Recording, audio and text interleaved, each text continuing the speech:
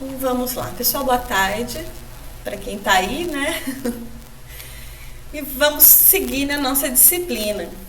Na semana passada vocês estiveram com o professor Argemiro e a gente começou a ver regrinhas para condicionar alguns segmentos de código, né? Que foge um pouquinho do que a gente estava vendo até então, que no caso os nossos programas são sempre executados linha a linha, só que quando a gente começa a utilizar as estruturas condicionais, as estruturas de seleção, também chamadas por esse nome, a gente consegue condicionar segundo uma condição ou várias condições para que um segmento de código seja executado ou não.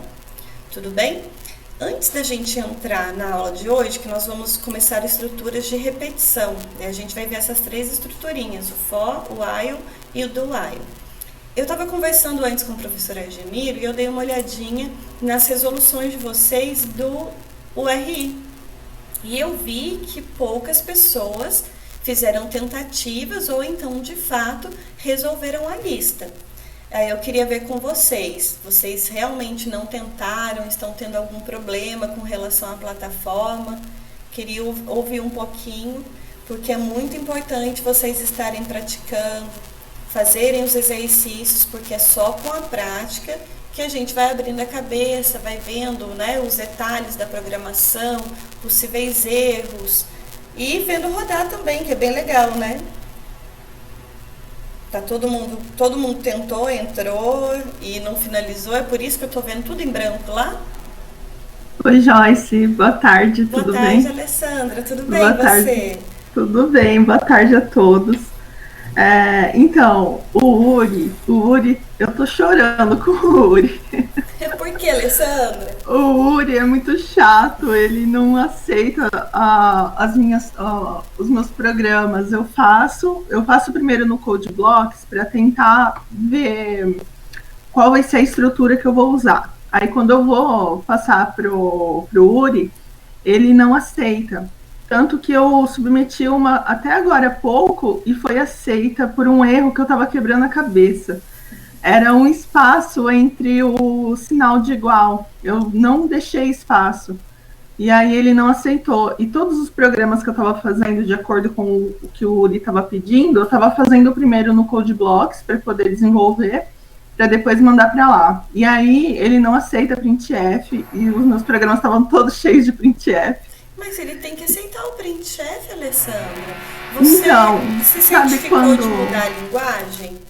Então, eu coloquei em C, toda vez que eu entro eu coloco em C, mas é aquela questão da aula retrasada que você tinha falado, que o printf serve somente para passar o resultado e não para ele ler, para Ah, ele sim, colocar uma mensagem. Então, a minha dificuldade estava sendo aí, porque eu vou ter entendi. que mandar um programa assim, cru, sabe?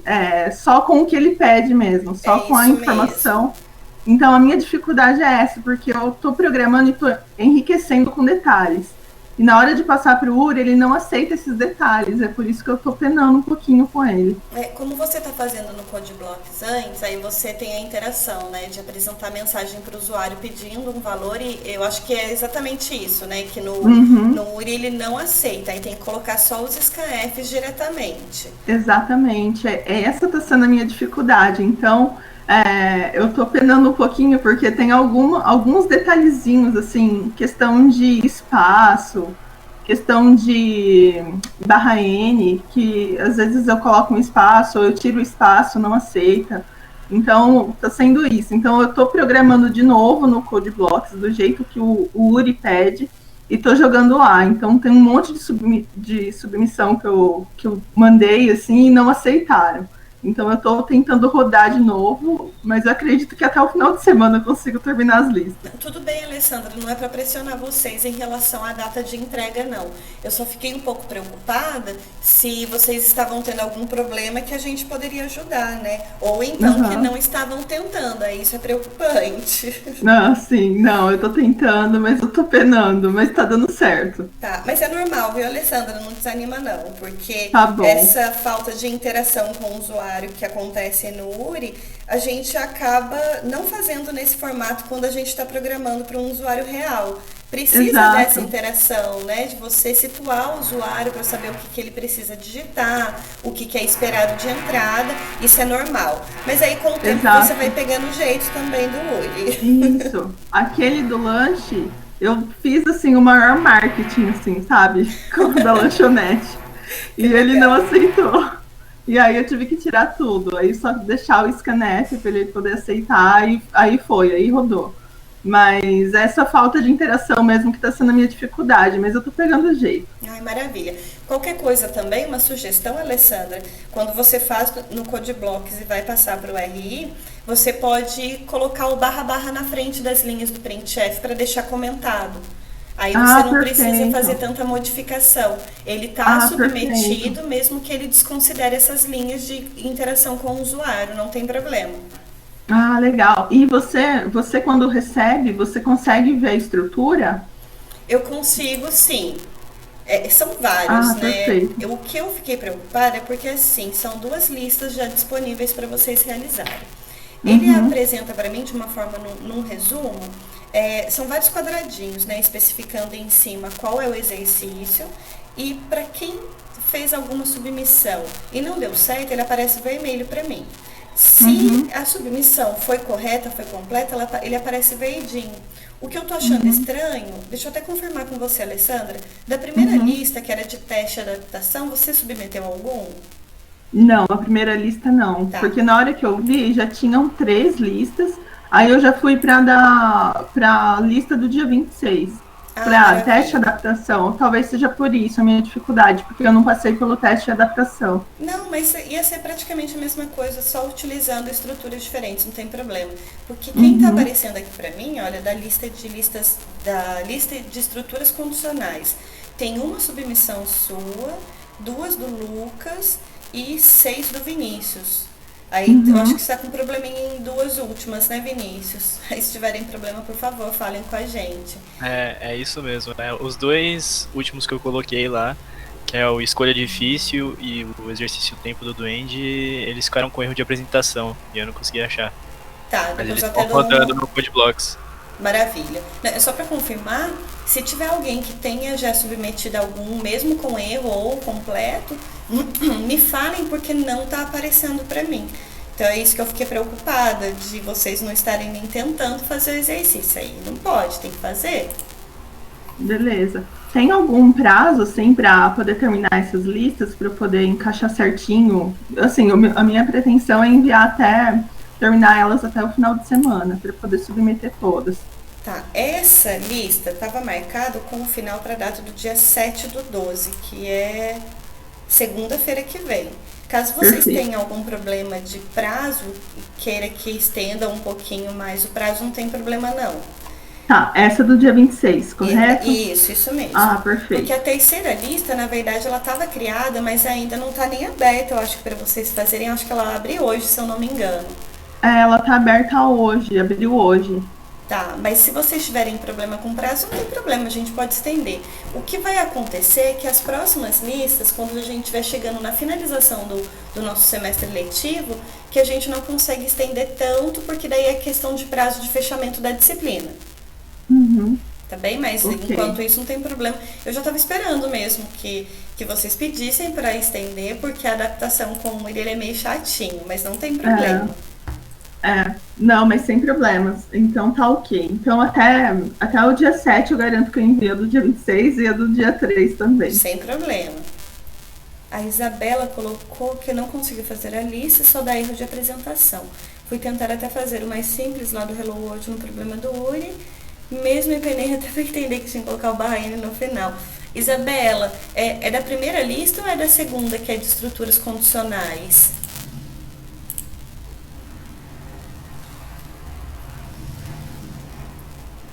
O de adaptação, deixa eu dar uma olhada.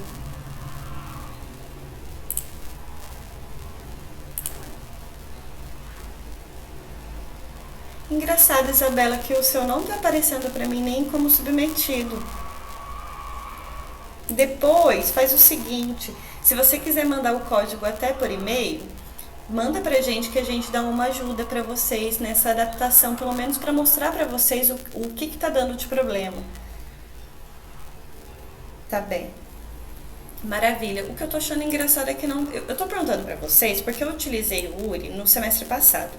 E tiveram alguns alunos que tiveram um problema que fizeram a submissão, tanto a submissão incompleta quanto a submissão completa, e não estava aparecendo para mim como realizado. É justamente por isso que eu estou perguntando. Mais alguém teve algum problema com a plataforma? Se tiver algum exercício também que vocês estejam com dificuldade, a gente pode até fazer juntos aí para tirar as dúvidas de vocês. Tá bem?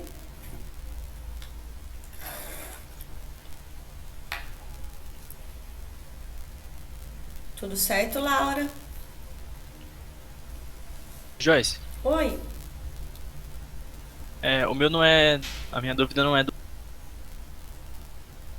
do RI. Os exercícios que estão lá, o da aula 4, eles são os últimos, né? Do dia 26. Estão no slide. Pra Da entregar. semana passada, né? O professor Egenir abriu até uma entrega para vocês, né? Inicialmente, vocês vão ver que todos os slides têm exercícios. Como a gente está utilizando o URI, eu tinha pensado em colocar só lá, mas por favor, realizem também, né? Desenvolvam também os exercícios dos slides. Mas você está com algum problema, Vinícius, em relação aos exercícios dos slides? Não, é que eu já tinha feito a entrega, só que agora eu fiquei com dúvida se eram mesmo os exercícios dos slides ou não. Ah, não são os mesmos. Ah, tranquilo então. São diferentes. Acho que hoje vocês vão escutar na aula aí um barulho de construção aqui de cima. Eu peço desculpa, mas o apartamento de cima está em obras. Mas vamos lá então, pessoal. A Laura, não sei se é comigo, mas eu usei seu link para baixar o CodeBlocks e ele estava com problema, não corrigi os meus erros e só ontem que uma pessoa... Mas deu certo, Laura. Não foi só você. Eu não lembro quem enviou e-mail dizendo que tinha tido problema com a instalação do CodeBlocks também. No final das contas, com essa ajuda, deu certo, Laura? Professor? Oi, Laura. Deu sim, o moço, ele baixou um aplicativo porque ele falou que o meu CodeBlock tava faltando alguma coisa que eu não lembro mais do nome. E aí ele baixou, mudou algumas configurações e agora ele corrige os meus erros. Ai, maravilha. Apresento os errinhos para você. Provavelmente deve ser o compilador que não estava instalado, né? Isso, é compilador. Eu vou atualizar até, coloco para vocês no Moodle, que tem uma versão certinha para baixar, que ele já pega tanto a instalação do CodeBlocks e a instalação do compilador também. Falta minha de não ter colocado para vocês. Porque na página de download tem várias versões, né? Tem várias opções para baixar e instalar. Mas que bom que deu certo, Laura. Caso mais alguém tenha tido problema com a instalação também, por favor, avisem a gente que a gente tenta verificar e ajudar vocês para resolver o problema. Tá bem? Bem, vamos lá então, pessoal. Maravilha, Laura, eu que agradeço. Na aula de hoje, a gente vai discutir um pouquinho sobre as estruturas de repetição. Então, como o próprio nome já diz, são estruturas que permitem que a gente repita um conjunto, um trecho de código. Tudo bem? A diferença entre as estruturas de seleção e as estruturas de repetição, como o próprio nome já diz novamente, é que a estrutura de seleção, ela seleciona, mas seleciona apenas uma vez se um trecho de código vai ser executado ou não. Enquanto que as estruturas de repetição, elas definem também um teste, mas esse teste vai definir se o ciclo vai ser feito mais uma vez ou se ele encerra o ciclo. Tudo bem? Um detalhe a gente pode fazer uma combinação entre as estruturas de repetição e as estruturas de seleção. Eu posso ter, por exemplo, um if dentro de uma estrutura de repetição, ou dentro de um if utilizar uma estrutura de repetição. Tudo bem? Pessoal, eu não vou ficar nos slides, tudo bem para vocês? Eu até queria ver em relação à preferência, se a gente pode discutir no CodeBlocks mesmo, pode ser? Pode sim, sem problema. Maravilha. Então, deixa eu só carregar aqui o meu CodeBlocks, que daí a gente vai discutindo e fazendo lá, fazendo uma discussão, né, das possibilidades. Tá compartilhado com vocês, né? Então, vamos lá, começando do início. Eu vou criar um novo arquivo de código-fonte e só vou salvar ele para ser reconhecido os meus comandos. Novamente, coloco depois esse código para vocês no Moodle, caso vocês queiram dar uma olhadinha depois. Então, vamos lá.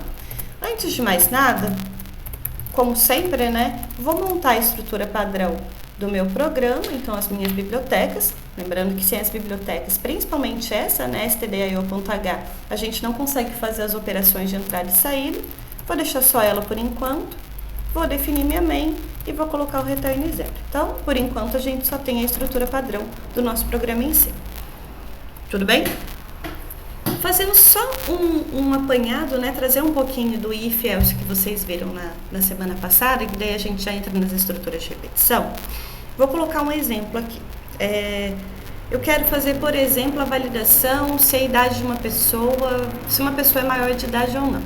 Tudo bem? A gente sabe que, pelo menos aqui no Brasil, né, que uma pessoa que tem 18 anos ou mais é considerada maior de idade, e se ela tiver menos de 18, ela é menor de idade. Se a gente fosse fazer apenas a leitura desse valor de idade e apresentar para o usuário se aquela idade define maior ou menor de idade, eu teria, né, uma das resoluções. Vou declarar a inteiridade, tudo bem? Então, estou declarando aqui uma variável para armazenar um valor inteiro. Por enquanto, a gente não tem esse valor definido, mas esse valor vai ser definido pelo usuário. Então, se a gente não tiver no URI, né, Alessandra, a gente coloca um printf aqui pedindo a idade do usuário.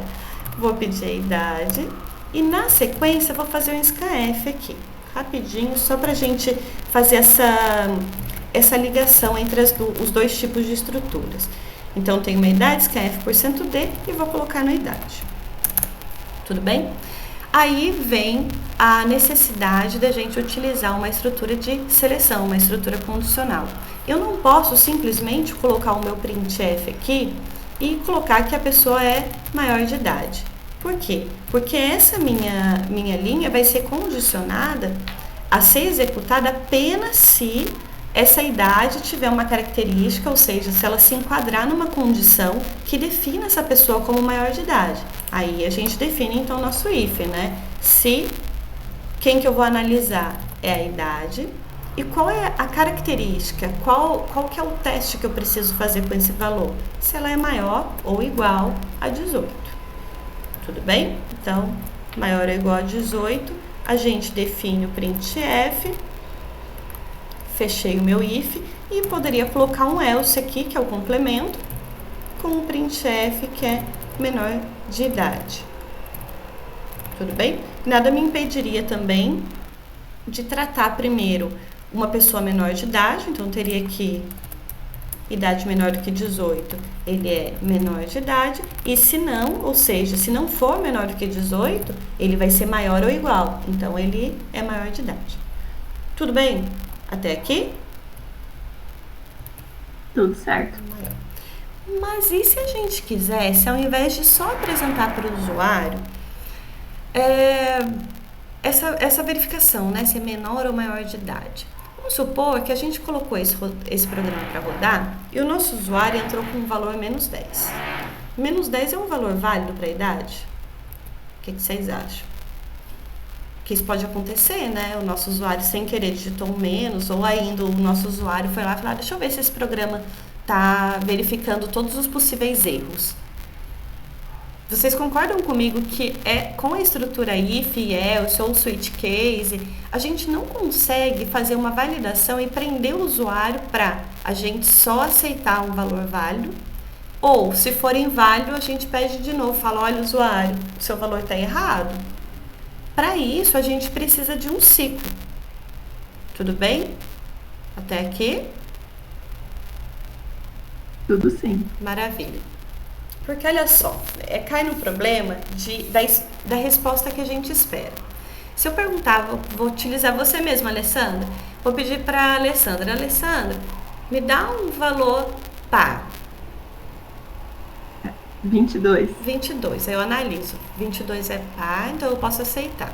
Mas vamos supor que eu perguntei para a Alessandra, eu falei, olha Alessandra, eu preciso de um valor par, me forneça um valor par. E a Alessandra me deu 23. Vocês concordam comigo que eu preciso parar, analisar e falar para a Alessandra de novo, nossa Alessandra, olha, o valor que você me forneceu não é par? Você pode dar qualquer valor, com a única restrição de ser esse valor par. E a gente continua num ciclo, porque a Alessandra pode me dar 23, depois ela me dá 17, depois ela me dá 11, depois ela me dá 3. E enquanto esse valor for inválido, ou seja, enquanto o valor não entrar nas características que eu espero, eu preciso continuar nesse processo de pedir, analiso, pedir, analiso, pedir, analiso. Tudo bem? Se a gente tentar fazer essa estrutura com o if, ele vai fazer apenas uma única verificação, vai falar para mim se é certo ou se é errado, mas ele continua a execução. Essa é a grande sacada da diferença, né, da seleção com a repetição. Aqui eu tenho a leitura da idade, a análise da idade, mas independente se ele entra nesse printf ou nesse printf, ou seja, né, ele entra no if ou no else, depois de passar por aqui ele não volta mais, ele continua a execução. Nesse caso ele para porque acabou, né? Tudo bem? Então se eu quisesse, por exemplo, utilizar uma estrutura para validar essa idade, eu só vou receber idade válida, que nesse caso é a idade maior do que 0. Como que eu poderia fazer essa validação? Eu vou começar aqui com vocês pelo do while, tudo bem? O que eu posso fazer então aqui? Existe uma estrutura de repetição, que é o do while, que ele faz o seguinte. Primeiro, ele faz alguma coisa. E no final, ele analisa para verificar se ele precisa voltar e fazer de novo, ou se ele para e continua a execução a partir da próxima linha. Tudo bem? Como que eu poderia encaixar esse do while para fazer justamente a validação da minha idade? Então, vou montar aqui para vocês e a gente já discute. A minha estrutura começa com um do e abre chaves. O do, se a gente traduzir, é o faça, né? Faça. Dentro das minhas chaves, eu defino tudo o que vai ser feito. Então, o que a gente está dizendo aqui? Faça. Faça o quê? Apresente uma mensagem pedindo a idade. Depois, leia a idade do usuário. Só que no final, eu preciso definir esse enquanto. Aí é uma estrutura que tem ponto e vírgula no final. E o que eu defino dentro desse enquanto? Justamente o teste que define quando ele volta. Ou seja, nesse caso específico, né? Faça a leitura, apresente a mensagem, faça a leitura enquanto o valor for inválido. Qual seria a forma de eu expressar através de uma expressão lógica esse meu valor inválido? Seria a minha idade menor ou igual a 0, né? Idade 0 é meio complicada, mas poderia ser menor do que 0. Tudo bem? Novamente, o que a minha estrutura está dizendo? Primeiro, se é um do while, ele é um ciclo. O que vai acontecer aqui? Ele vai entrar, ele vai fazer o quê? Pedir a idade, ler a idade, e quando ele terminar de executar todas as linhas que estão dentro dessas chaves, ele encontra esse while. Esse while vem acompanhado de um teste, ou ainda uma combinação de testes, né? Se eu quisesse aceitar, por exemplo, valores de idade até 150, eu poderia colocar que a minha idade é maior do que 0 e idade maior do que 150. Então, nesse caso, eu tenho uma combinação de testes. Tudo bem? Então, enquanto, o que vai acontecer quando ele chegar nessa verificação? Ele vai analisar. Então, segundo o valor que o usuário digitou, vamos supor que o usuário digitou 10. Aí ele vai verificar. A idade é menor do que 0? Não. Além disso, a idade é maior do que 150? Não. Quando a gente está utilizando esses dois E's comerciais, que é o E lógico, para ele dar verdadeiro, precisa que os dois sejam verdadeiros. Nesse caso, deu falso para essa primeira, falso para essa segunda. Vocês concordam comigo que o final dessa verificação é falso? Se deu falso aqui, ele não volta. Ele continua na próxima linha. Aí ele vai verificar esse if. Num outro exemplo, vamos supor que o usuário digitou aqui -5. Então, ele está andando aqui no nosso programa, né? executou a primeira linha, que é a declaração, entrou no do. Pediu a idade, leu a idade. Nesse caso, vou colocar aqui só para a gente ter como exemplo, né? O valor da minha idade, nesse caso, é menos 10. Aí ele vai verificar. Olha o enquanto aqui, preciso fazer um teste. A idade, que tem o valor menos 10, é menor do que 0? É. Certo? Deu verdadeiro. E, olha o ezinho lógico, a idade é maior do que 150? Não é, então deu um verdadeiro, perdão, e um falso. Novamente, verdadeiro e falso vai dar falso. Ele vai continuar. Tá errado, né? Aqui não teria que ser um e, teria que ser um ou. Por quê?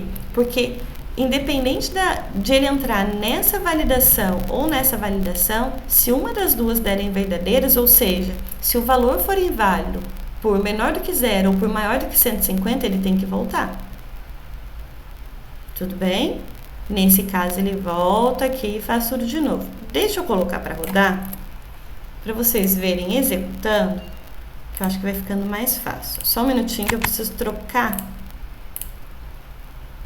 senão não aparece a janelinha para vocês. Vou voltar no CodeBlocks e vou colocar para executar.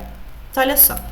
Tem o meu terminal aqui, ele está pedindo para mim qual é o valor da idade. Se eu digitar, por exemplo, 10, que foi o nosso primeiro exemplo, percebam que ele saiu do ciclo e verificou. A idade é menor do que 18? Verdadeiro. Então, ele apresentou menor do que idade, menor de idade. Como a gente utilizou um else aqui, que é o complemento, se ele entrou no if, ele já pula o else. Tudo bem? Que seria a mesma coisa, por exemplo, de eu digitar deixa eu colocar do ladinho, 25. Então, olha só. Ele entrou no do, pediu a idade, e agora a gente está oferecendo o valor da idade. Novamente. A idade, que é 25 nesse caso, é menor do que 0? Não. Ou, a idade é maior do que 150? Não também. Tudo bem? Então, deu falso ou falso, ele retorna falso, então ele continua. Idade é menor do que 18? Não. Então, ele vai executar o else. Tudo bem? Agora, olha só o que acontece se a gente digitar, por exemplo, um valor menor do que 0. Por que apresentou essa idade de novo? Justamente porque ele entrou nesse while e verificou a idade é menor do que 0? É verdade. Essa condição é verdadeira. Ou a idade é maior do que 150? Não. Mas quando a gente está utilizando o conector ou, se uma das condições for verdadeira, ele já deu verdadeiro como final do teste inteiro. Então, ele volta, faz de novo idade. Se eu digitar menos 5, nossa, mas a idade ainda é negativa. Se eu digitar 151, e ele continua nesse processo enquanto eu digitar valores inválidos. Se eu colocar agora aqui 52, pronto, aí sim. Tudo bem? O silêncio de vocês me assusta. Tudo bem até aqui? Tudo certo. Maravilha. Bem, essa é a nossa primeira estrutura de repetição. Ela é bastante utilizada quando a gente quer fazer o quê? Primeiro é pedir para o usuário algum valor e só no final realizar alguma validação, alguma verificação. Tudo bem? Existe a nossa segunda estrutura de repetição, que é muito parecida, que é o while. Então, eu tenho o while. Qual que é a estrutura dele, né? While. Depois aqui eu tenho abre e fecha parênteses. E aqui dentro vai vir um teste ou mais, né? Eu posso fazer um teste 2 aqui com ou com e assim por diante. Tudo bem? Dentro das chaves vai vir o trecho de código que vai ser, que vai ser repetido. Vocês perceberam que é bem parecido o do while com o while? Qual é a diferença dos dois? É justamente na posição da verificação. No meu do while, ele faz o quê? A primeira vez ele não faz nenhuma verificação. Ele entra, executa a primeira vez e no final ele valida para ver se a segunda, a terceira, a quarta, a enésima vez vai ser realizada. Diferentemente dele, o while, já na primeira vez ele vai verificar se precisa entrar no ciclo ou não. Se a gente fosse substituir, vou deixar como comentário isso daqui, e a gente vai fazer a mesma coisa utilizando agora a outra estrutura. Eu quero, novamente, fazer a validação do valor da idade, só que ao invés de eu utilizar a estrutura de repetição do while, eu vou utilizar a while. Tudo bem?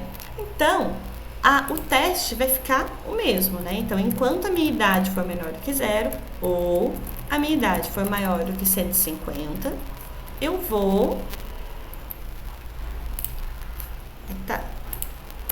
fazer um printf aqui pedindo a idade, e na sequência eu vou fazer uma leitura, novamente de um inteiro, e vou colocar na mesma variável. Tudo bem? Qual é o problema aqui? Vamos analisar o código, né? Deixa eu colocar um pouquinho para baixo. Entrei na main, declarei a minha variável, lembrando que essa minha variável ainda não tem valor.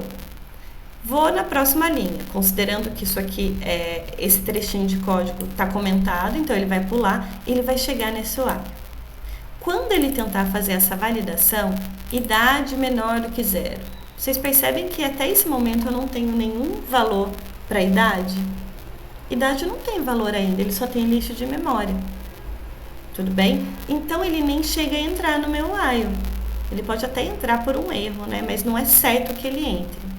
Qual é a forma de eu driblar esse problema? Tem duas formas. Eu poderia fazer essa primeira leitura de printf, scanf, antes de chegar na minha estrutura. Então, primeiro eu peço, leio, aí eu abro o while e depois aqui eu faço de novo. Só que fica até meio feio, né? Fica repetindo o código.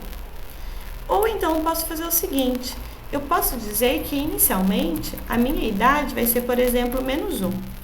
Por que -1, Joyce? Precisa ser exatamente -1? Não. Só precisa ser um valor que, para esse teste que está aqui dentro, dê verdadeiro. Pode ser -1, pode ser menos 1789, ou pode ser um 160 aqui. Tudo bem? Eu só coloco um valor para garantir que ele vai fazer ele vai entrar pelo menos uma vez no meu while. Tudo bem? Deixa eu colocar para rodar para vocês verem. Que vai ser o mesmo resultado. Idade menos 5. 564. Agora, se eu digitar, por exemplo, 16. Ele saiu do ciclo e entrou no caso no else, né? Por conta da condição. Tudo bem? Até aqui. Deixa eu voltar para ver que vocês continuam quietinhos. Bem. Tudo certo, tô tentando raciocinar aqui. Mas se tiver algum problema, por favor, fale. Não, tá tudo certo. Maravilha. Tá tudo anotado aqui. Tá bem. Nesse caso, nesse exemplo que eu coloquei aqui para vocês, vocês percebem que a quantidade de vezes que a gente vai executar, tanto com o do while quanto com o while, não tem como a gente determinar, porque vai depender da quantidade de vezes que o usuário vai fornecer um valor diferente do que eu espero. Se eu colocar aqui para rodar, na primeira vez o usuário já digitar um valor positivo, ele só entrou uma vez e já saiu, ele nem repetiu o ciclo nenhuma vez. Se, sem querer, o usuário tá lá com o menos na mão, né, e começa a colocar vários valores negativos, vocês percebem que ele continua indefinidamente enquanto, justamente o while, né, o enquanto essa minha condição não for satisfeita. Então, não tem como a gente definir. Na verdade tem, mas nesse caso específico, não tem como antes da execução a gente dizer, olha, vai executar 10 vezes o ciclo. Tudo bem? Mas e se eu quiser? Mas e se eu quiser, por exemplo, pedir 10 valores para o usuário e ver a média dos valores, por exemplo? Eu vou abrir outro arquivo aqui, porque eu coloco esse estudo de exemplo para vocês depois. Às vezes é bom, né, ter alguma coisa para dar uma olhadinha. Deixa eu salvar, hoje é 3. O 2. Então, olha só, agora a gente está num outro contexto. A gente já viu como que a gente faz para validar. Lembrando que o while ou o do while, ele não trabalha apenas com valores inteiros. A gente pode trabalhar com real, com caractere, não tem problema. A gente já faz um exemplo com ele. Mas, a gente poderia querer repetir alguma coisa por um número determinado de vezes. Tudo bem? Por exemplo, eu quero que o usuário me forneça 10 valores, que pode ser qualquer valor, vamos trabalhar com real aqui, qualquer valor real, e no final eu quero apresentar para o usuário que de todos os valores que ele me forneceu, a média é tal. Tudo bem? Daria para fazer com o while ou do while? Daria. Então, o que eu precisaria antes de mais nada, né? Eu vou declarar aqui um float, que eu vou chamar de valor. Vai ser a minha variável, onde eu vou receber o valor que o usuário vai me dar. Tudo bem? Eu vou montar do mais simples e a gente vai modificando para ter todas essas características. Então, olha só. Se a gente fosse pedir um valor só, eu poderia colocar aqui um printf, né? Pedir para o usuário digite um valor. Na sequência, um scanf, estou lendo um real, então %f, e estou colocando em valor.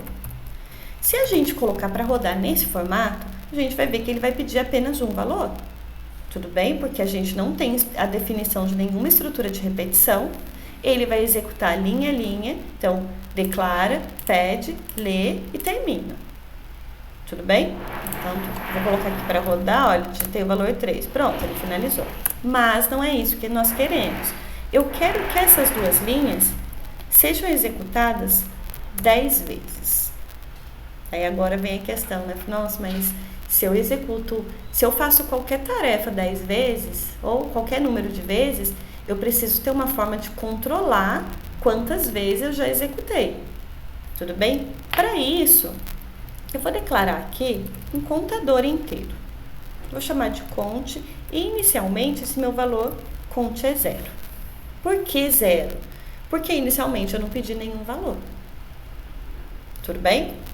Vou primeiro utilizar um while. Existe uma estrutura que é até mais fácil para fazer isso, mas a gente já vê. Vou utilizar um while aqui para fazer o seguinte. Vou dizer, olha, enquanto esse meu contador não chegar a 10, ou seja, enquanto ele for menor do que 10, significa que eu preciso fazer o ciclo, executar o ciclo mais uma vez. E qual é esse ciclo? É justamente de pedir o valor, ler o valor. Tudo bem? Só que eu não posso esquecer de, depois de ler um valor, eu preciso dizer que foi executado mais uma vez o ciclo. Então, eu posso colocar um cont mais mais.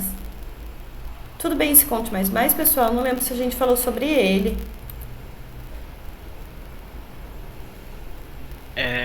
Acho que não chegou a comentar, mas o Rafa, ele comentou na aula dele de Portugal e explicou maravilha. Que é mais um.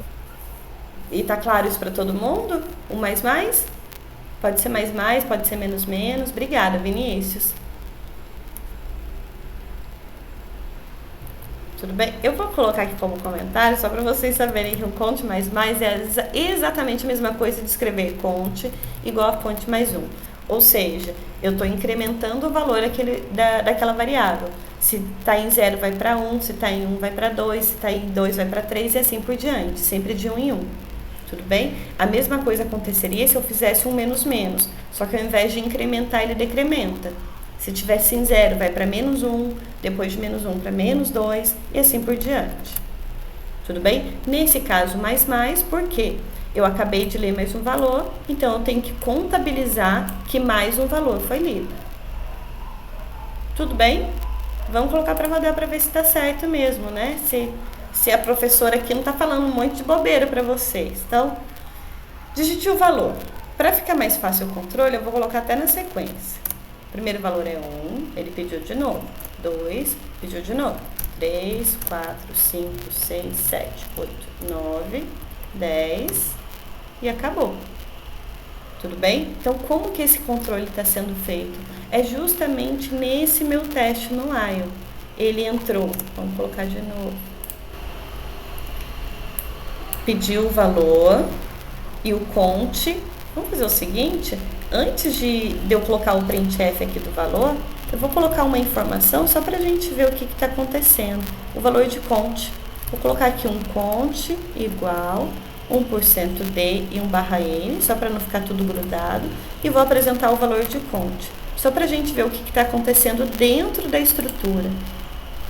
Então, olha só, o cont está em 0, pediu um valor, 1. Olha o valor de cont foi para 1, 56.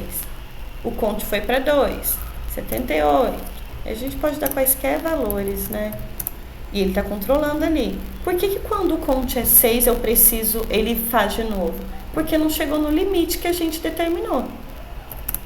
Tudo bem? Aí quando ele chega em 9, por que quando ele chega em 9, ele para? Aí vem a relação, né? Começa com 0 ou começa com 1? Se a gente começa com 0, então ele está fazendo com um cont igual a 0 menor do que 10, né? 0 é menor do que 10. O 0 está sendo utilizado para contabilizar mais uma leitura.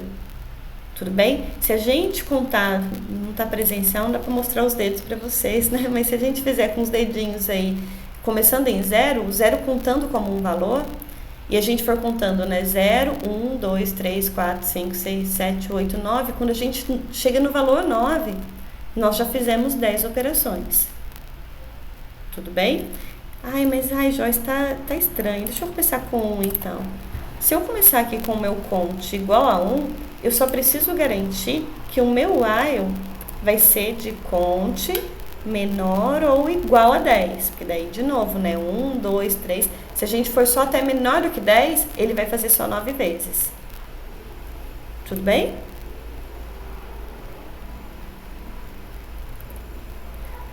Tudo bem, pessoal? Oi, Joyce. O André, ele tinha comentado... O Rafa, ele tinha comentado também que é bom começar com 0 para se acostumar depois para vetores, né? Sim, realmente. Muito obrigada, Vinícius. Quando a gente entrar em vetores, realmente a primeira posição de vetor sempre começa na posição 0, né, de índice 0. E ele representa um valor, ele representa uma posição também.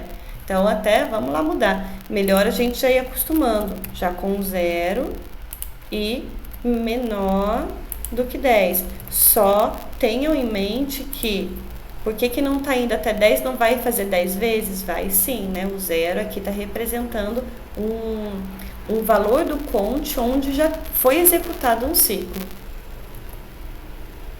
Tudo bem? O Alex tinha aberto também. Alex, algum problema? Não, professora, só falar que estava tudo aqui. Ah, maravilha, muito obrigada. Então, pessoal, continuando, olha só. Nesse caso específico, né, de pedir valor, na verdade está faltando detalhes aqui ainda, né? Porque a gente pediu 10 vezes os valores, mas nós não apresentamos a média. Se fosse para eu calcular a média aqui, o que vocês acham que a gente precisa modificar? O que precisa ser feito? Dá para calcular a média dos valores utilizando só as variáveis que eu tenho até então? O que vocês acham? Sim, mas precisa declarar a média também lá em int, certo? Int ou float, Alessandra? Float. Float. Como os valores que a gente está recebendo são float, aí nesse caso precisa ser float. Senão ele vai considerar só a parte inteira. Okay. Maravilha. Então a gente precisa de uma média. Mas aí agora, como que eu faço para calcular a média? O que vocês acham? Pega os valores e divide. Pega os valores que ele apresentou e divide em 10. Em 10, correto? Dentro do ciclo ou fora do ciclo? Fora do ciclo. Fora do ciclo. Então, se eu colocar isso daqui, Alessandra, se eu estiver fazendo alguma coisa diferente do que você disse, por favor, me fale. Tá certo? Ok, eu acho que tá ok. O que os demais acham? Vamos discutir, para vocês acordarem um pouquinho. Vamos ver o que acontece? Vou novamente na sequência, né? 1, 2, 3, até 10. Ai, tá faltando apresentar o resultado, né? Printf, média, igual. Vou colocar 1%,2f, só para não ficar muito extenso as casas decimais. E vou apresentar a média. Opa, fora. Novamente, então vamos 7, 8, 9 e 10. Olha o valor da média. Tá certo? Não. E aí? O que vocês acham? O que aconteceu ali? É porque ele pegou só o último valor da variável. Exatamente. Ele não somou todos os valores e não dividiu, né? E não dividiu. Daí vamos analisar o que aconteceu. Por que ele pegou só o último valor? Quando a gente saiu aqui do ciclo, a gente está falando, olha, a média vai ser calculada com base no valor da minha variável valor e vai dividir por 10. Só que o que acontece no ciclo? Toda vez que ele passa nesse scanf, o valor que estava dentro dessa variável valor é perdido. O primeiro eu tenho, quando chega para ler o segundo, ele apaga o primeiro e escreve por cima o segundo. Quando vai na terceira vez, ele escreve por cima o valor do terceiro. Depois, na quarta vez, ele escreve por cima o valor do quarto. Então, vocês percebem que a cada vez que a gente repete o ciclo, nós perdemos esse valor? E agora, né? Não dá para fazer. Dá sim. Olha só, para ficar só mais claro o que a gente está fazendo, eu vou criar uma outra variável aqui que eu vou chamar de soma. Essa minha soma, inicialmente, eu vou colocá-la como zero. Por que zero? Como a gente vai trabalhar com soma, zero é o elemento neutro para soma. Tudo bem? Então, é a partir de zero que eu vou acumular o primeiro valor.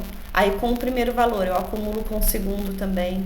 Desse acumulado, eu acumulo de novo o terceiro e assim por diante. Como que eu consigo escrever isso no meu programa? Olha só. Inicialmente, a minha soma é zero, então não tem valor nenhum, né? Ele é neutro para soma. Depois de fazer o meu scanf, e antes de repetir o ciclo de novo, para eu não perder esse valor, na linha seguinte eu vou dizer o quê? A minha soma vai receber o quê? O próprio valor dele, porque ele representa a soma, né? Ele representa o acúmulo de valores, mais o valor que eu acabei de ler. Tudo bem? Então, toda vez que ele passa aqui no ciclo, ele pede o valor, lê o valor, acumula o valor, e aqui também ele é um acumulado, né? Só que é um acumulado de 1 em 1. Tudo bem? Quando eu saio desse ciclo, significa que eu já li os 10 valores, e como agora eu tenho essa linha, eu tenho a soma dos 10 valores. Para eu calcular a média, ao invés de utilizar o último valor, eu vou utilizar a soma. Tudo bem? Vamos ver se for no agora, né? 1, 2, 3, 4, 5, 6, 7, 8, 9 e 10. 5.5 vai dar isso. Né? A média, eu acho que tá certo. Vamos fazer um teste com valor tudo igual? Média deu 2. Tudo bem? Era isso mesmo, Laura. Faltava a soma dos valores, né? Que agora a gente colocou. Até aqui, tudo bem? Tudo certo. Maravilha. Anotei já os detalhes. E são... o valor 5.5 tá certo também. Ai, obrigada. Mas eu vou ainda modificar esse com vocês. Nesse caso, a gente utilizou o while para fazer o ciclo de repetição, né? E percebam que para a gente definir o que vem dentro das chaves, eu preciso verificar uma forma padronizada de sempre realizar a mesma coisa. Então, toda vez que ele passa por essas linhas, ele faz a mesma operação. Tudo bem? Daí entra no caso de a gente achar que os programas vão programar para a gente, ou vão tratar algum caso específico sem a gente realmente escrever isso. Isso não acontece. Então, aqui a gente está especificando passo a passo que precisa ser realizado em cada ciclo. E toda vez ele faz a mesma coisa. mesmo que utilizando valores diferentes, né? Porque aqui depende do valor do usuário. O count, a cada novo ciclo, ele vai modificando o valor. Tudo bem? Eu vou deixar novamente como comentário e vou utilizar, é a terceira e última estrutura de repetição que nós temos. Nesse caso, nessa resolução, a gente sabia inicialmente quantas vezes o ciclo ia ser repetido, certo? Quando nós sabemos, existe uma estrutura que é mais apropriada para essa utilização, que é o for. For. Tudo bem que se a gente fizer a tradução aí é o para. Para, e daí ele tem 3 parâmetros diferentes. Ele tem primeiro uma inicialização. Tudo bem? O que vem a ser essa inicialização? Eu vou dizer que a minha variável que vai realizar o controle da repetição tem um valor inicial. Depois disso, eu preciso determinar qual que é o teste que define se o ciclo vai ser repetido novamente. E por fim, eu tenho uma atualização do valor da minha variável de controle. Tudo bem? E percebam que os 3 parâmetros, as 3 informações que a gente passa no for, são separados por ponto e vírgula. Tudo bem? Se a gente colocar uma vírgula aqui, ele dá problema. E aí, dentro das chaves, novamente, vem aqui o meu trecho de código que vai repetir. Tudo bem? Se a gente for tentar colocar esse meu esquema do while dentro do for, olha só, vou até colocar aqui para a gente ir seguindo o padrãozinho. Como que o meu for ficaria? Então, em primeiro lugar, qual é a variável que está fazendo o controle da quantidade de vezes que o ciclo vai ser repetido? É o count. Tudo bem? Inicialmente, o meu count, ele vai começar com o valor 0. Pronto, a gente terminou a inicialização. Tudo bem? Como o for já permite essa inicialização, na minha declaração, se eu quiser deixar sem ou esse igual a 0, pode ser, porque aqui ele já vai assumir o valor 0 na primeira vez. Tudo bem? Qual é o teste que define que o ciclo vai ser executado mais uma vez? Aí, se vocês forem ver, vai ser a mesma coisa que a gente colocou no while. É o count menor do que 0. Tudo bem? Tendo em mente também que esse teste tem que ser elaborado, ele precisa ser pensado que quando esse teste for verdadeiro, ele faz mais uma vez. Quando o teste não for verdadeiro mais, ele para, ele sai do for. Tudo bem? Então, como a gente começou aqui o count com 0, ele vai assumir os valores 0, 1, 2, 3, quando ele chegar em 10, aí ele para. E a atualização, ou seja, depois de ele executar um ciclo, qual que vai ser a atualização no valor de count? Novamente, o nosso count mais. Abrir as chaves e aí, eu vou até copiar tudo isso daqui para a gente ver o que tira e o que continua. Para cada ciclo, né, para cada vez que for executado o ciclo, ele vai apresentar o valor de count, ele vai pedir o valor, ele vai ler o valor, ele vai realizar a soma dos valores, só que agora esse meu count mais não preciso. Por quê? Porque já foi definida a atualização no for. Tudo bem? Vou tirar aqui o for. E como que ele funciona, né? Quando que cada uma dessas partes entra em ação? A gente tem o início do nosso programa, tem as declarações de variáveis. Quando ele chega no for, essa inicialização vai ser executada. Mas a inicialização ela é feita apenas uma vez. Depois que ela entrou no for e fez essa inicialização, ela não passa por aqui mais. Tudo bem? Então, a gente tem, entrei no for, o count é 0. Já na primeira vez, ele verifica. O count está dentro do teste? O count, que é 0, é menor do que 10? Beleza, é verdadeiro. Depois que ele faz o teste, ele ainda não faz essa última parte.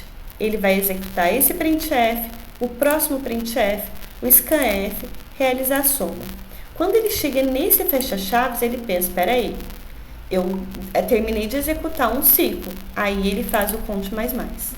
Faz o count mais, ou seja, na primeira execução, até aqui, o meu count continua em 0. Quando ele termina essa linha, aí o count vai para 1. Aí ele faz o teste de novo. 1 é menor do que 10? É verdadeiro. Aí ele executa tudo isso. Chegou no final? Chegou. O count vai para 2. 2 é menor do que 10? Verdadeiro de novo. Executa tudo de novo. Tudo bem? Quando ele faz essas linhas, executa essas linhas com um valor de count igual a 9, ele chega no final e faz o mais, count mais. E o count vai para 10. Aí ele vai verificar. 10 é menor do que 10? Não é. Quando isso for falso, o que vai acontecer? A partir desse meu fecha-chaves, ele continua executando as próximas linhas. Tudo bem? Eu vou colocar para rodar só para a gente ver se dá a mesma coisa, né? Que aí é trocar 6 por meia dúzia aí. É questão de preferência até de utilização de cada estrutura. Então, vamos lá. Como a Alessandra já validou o nosso resultado, né? Aí, 5.5 continua sendo o mesmo valor, utilizando uma estrutura diferente. Tudo bem? Dúvidas, pessoal, até aqui?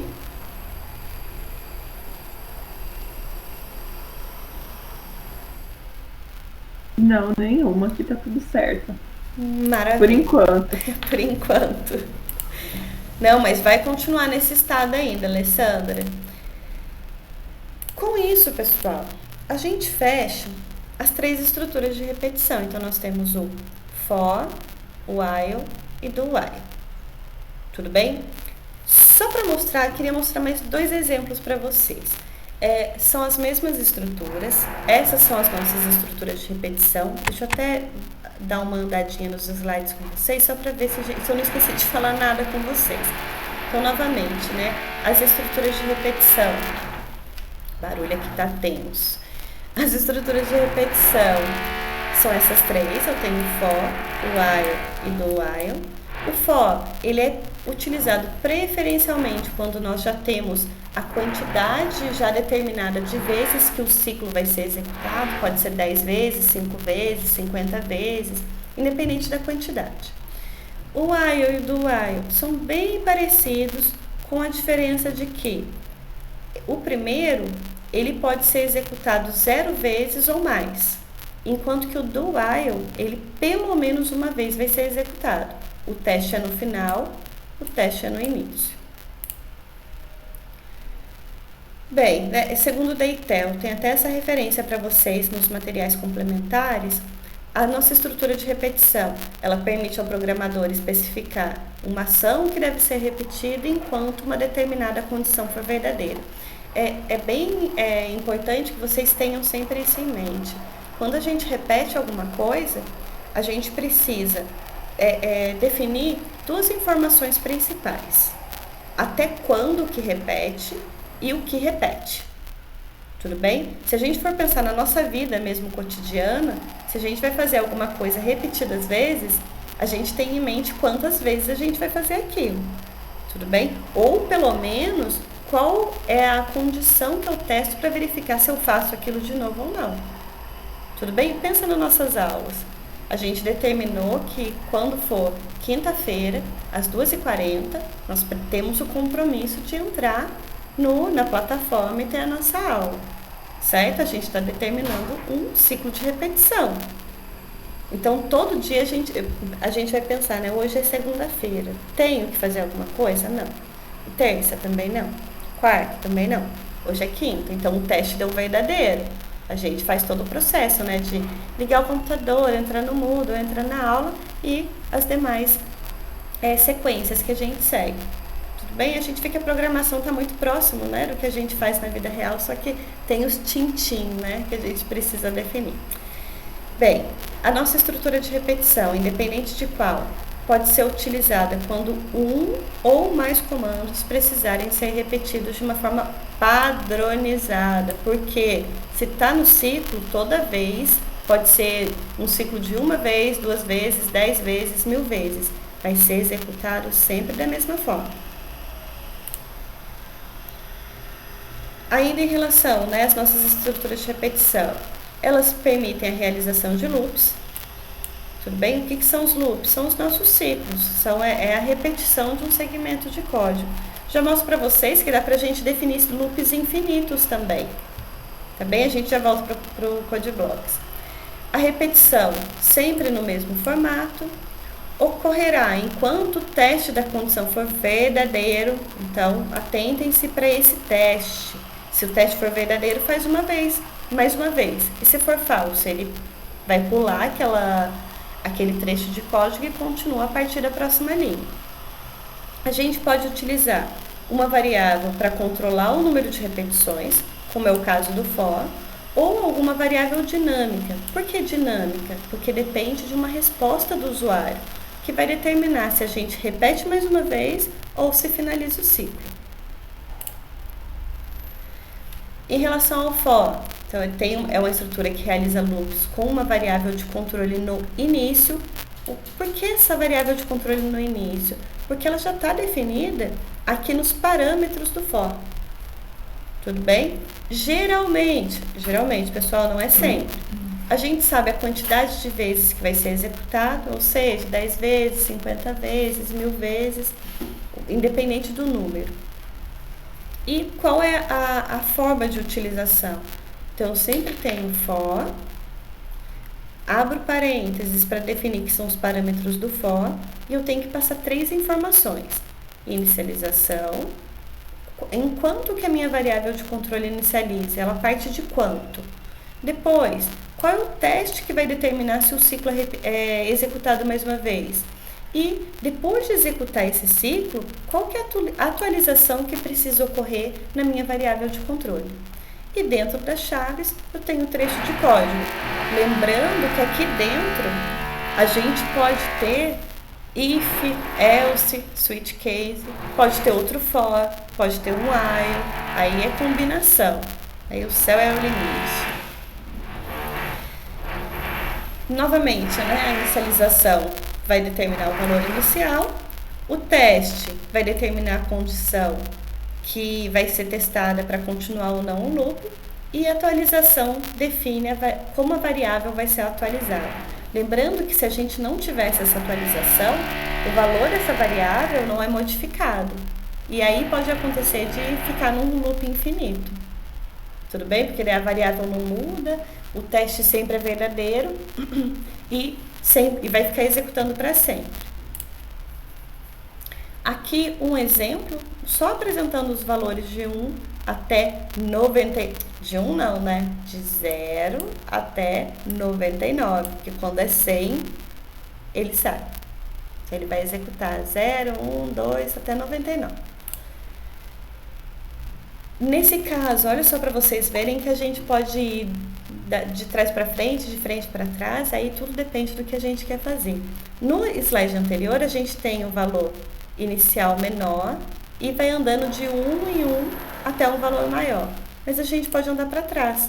Eu posso começar, por exemplo, com 500, definir que esse ciclo vai ser repetido enquanto o valor não chegar a 0, ou seja, enquanto o valor do meu controle for maior ou igual a 0, ele continua fazendo. E toda vez que ele faz mais uma vez, ele decrementa, ele tira 3 unidades do meu valor. Então, eu vou ter 500, 497, 494, ele continua sendo executado. Aí ele vai chegar no valor de igual a 2, ele executa. Quando ele faz 2 menos 3, vai dar menos 1. Aí ele verifica, menos 1 é maior ou igual a 0? Não, é falso. Aí ele sai da execução do ciclo. Tudo bem? Olha só esse. Tá esquisito, né? Tá faltando um parâmetro ali. Por isso que é tão importante a gente não esquecer até do ponto e vírgula aqui, porque ele determina quem é o primeiro parâmetro, quem é o segundo parâmetro e quem é o terceiro parâmetro. Nesse for específico, eu tenho só a atualização, que é o primeiro, a inicialização, que é o primeiro valor, depois o teste, que é o segundo valor, e eu não tenho atualização aqui. E aí, vocês acham que vai rodar isso ou vai ficar num loop infinito? O que vocês acham? Eu acho que vai para o loop infinito. Vamos testar, Alessandra? Vamos. Vamos lá. Deixa eu só... aí. Vou voltar aqui para o CodeBlocks e vou abrir novamente um outro arquivo para deixar novamente como exemplo para vocês.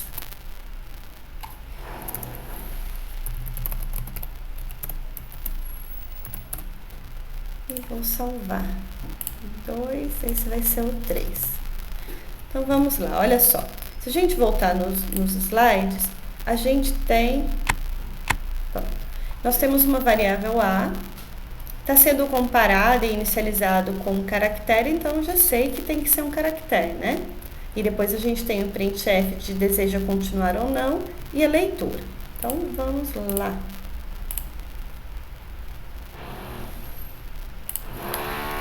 Então, olha só. Antes de mais nada, eu vou declarar aqui o meu xará, certo? E aí a gente tem o meu for. For A igual a S, meu caractere S. Segundo parâmetro, A igual a S. E o terceiro não tem atualização. Só que agora nós temos dentro do for, dentro do ciclo, um printf perguntando para o usuário: deseja continuar? Tinha até um s/m e um scanf de um caractere, deixa eu dar o espaço, e lendo em A. Tudo bem? Vou colocar para rodar. Deseja continuar, sim ou não? Vou colocar um S aqui.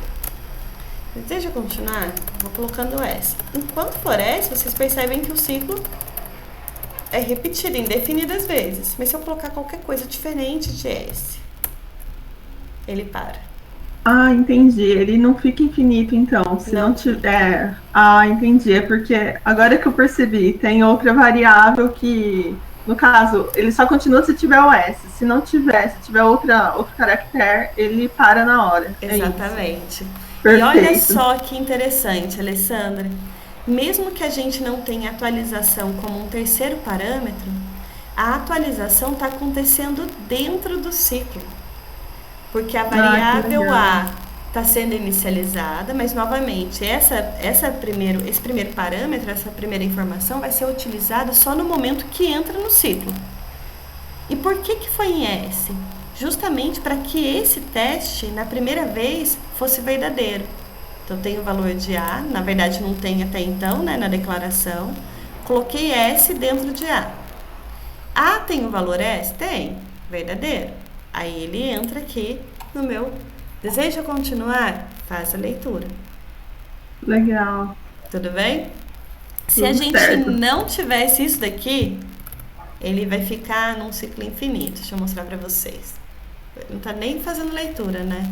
Aí Nossa. bugou total.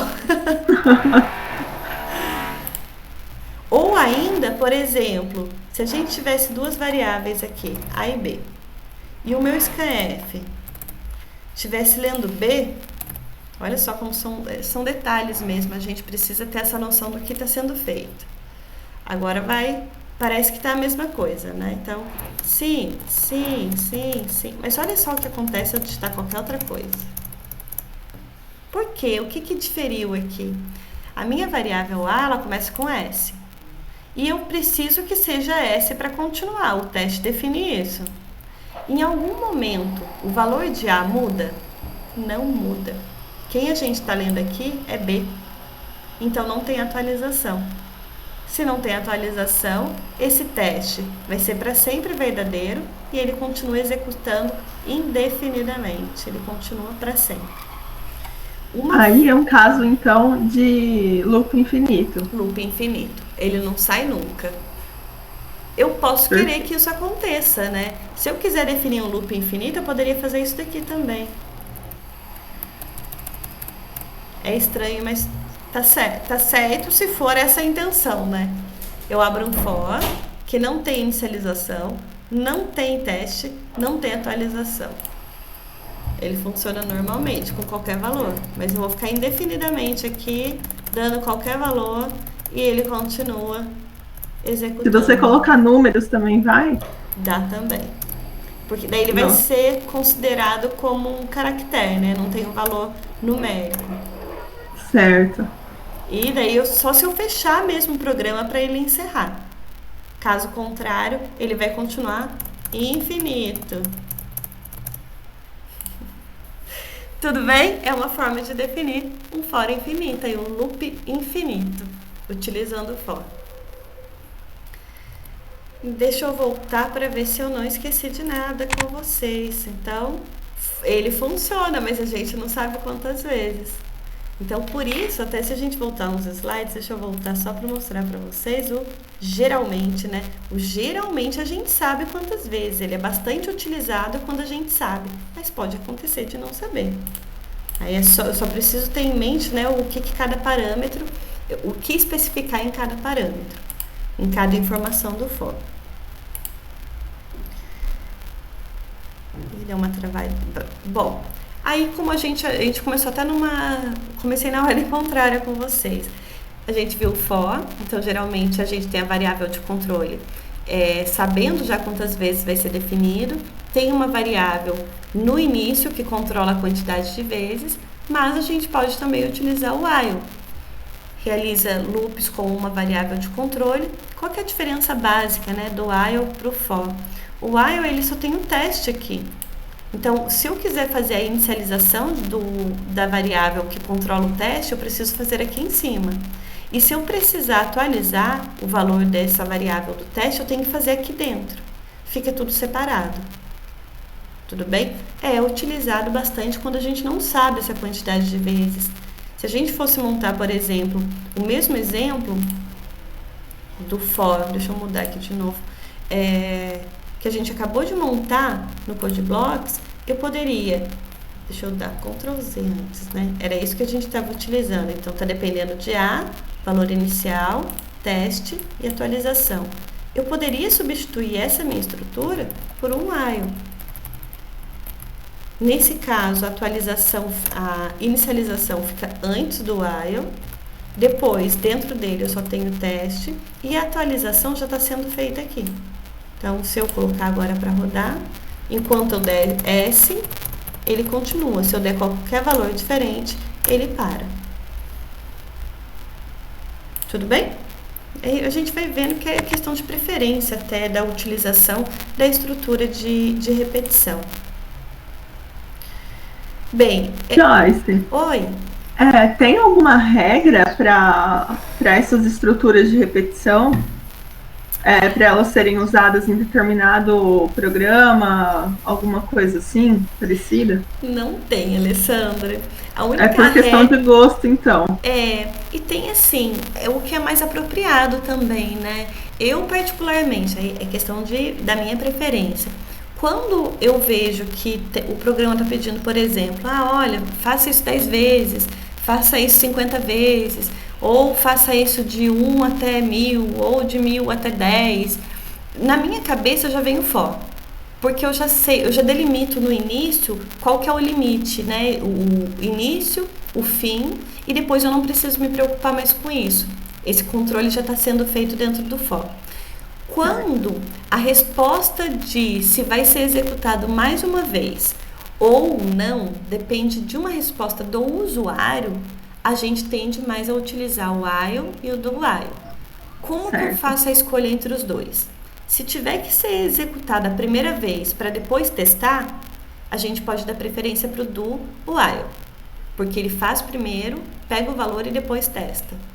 Agora, se antes de entrar a primeira vez tiver que já ser feito a verificação, aí a gente dá preferência para o while.